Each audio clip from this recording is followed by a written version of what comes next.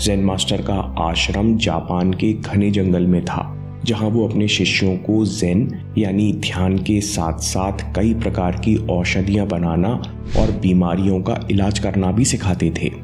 जब उन्होंने अपने शिष्य का भविष्य देखा तो कुछ देर सोचने के बाद उन्होंने अपने शिष्य को बुलाया और कहा, मैं चाहता हूँ कि तुम 6-7 दिनों के लिए अपने घर वालों से मिलने चले जाओ।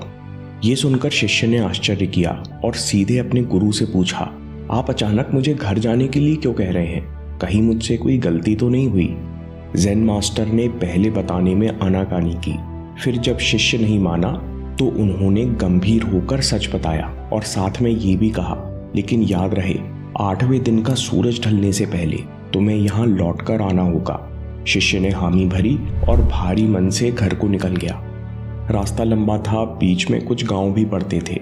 जब शिष्य एक नदी पार करके एक गांव से निकल रहा था तो उसने गौर किया कि नदी के इस पार लोगों की तबीयत ठीक नहीं है। कुछ खांस रहे हैं, कुछ हाँफ रहे हैं और कुछ को सांस लेने में दिक्कत हो रही है।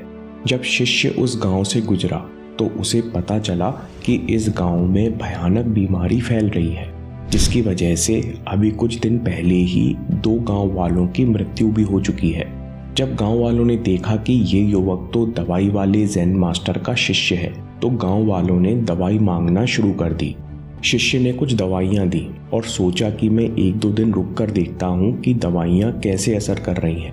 2 दिन में शिष्य को एहसास हो गया कि दवाई के असर से आराम तो मिलता है लेकिन बीमारी फिर आ जाती है। अगर शुरुआती स्टेज में इस बीमारी का इलाज ना किया जाए तो ये जानलेवा हो जाती है।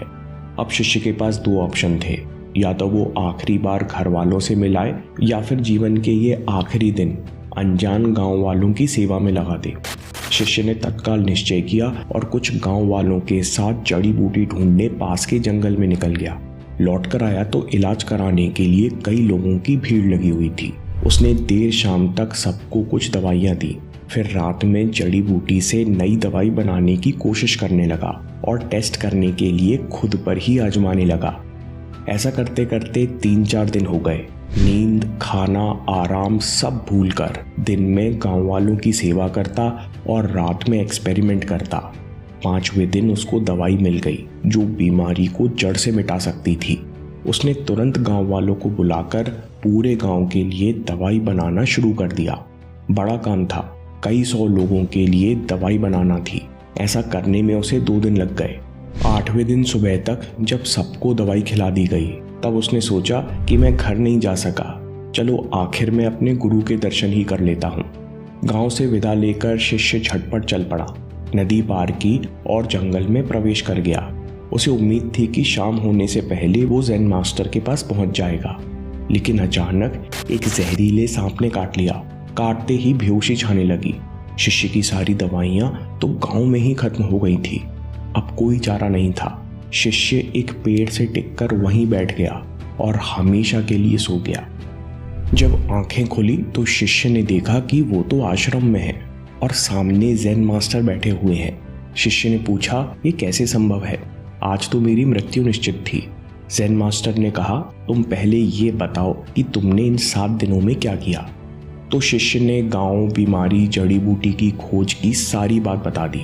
ज़ेन मास्टर अश्रुपूरित हो गए, अपने शिष्य को आशीर्वाद दिया और बोले, कर्म हमारे साथ चलते हैं, जैसा हम करते हैं वैसे ही हम बनते जाते हैं।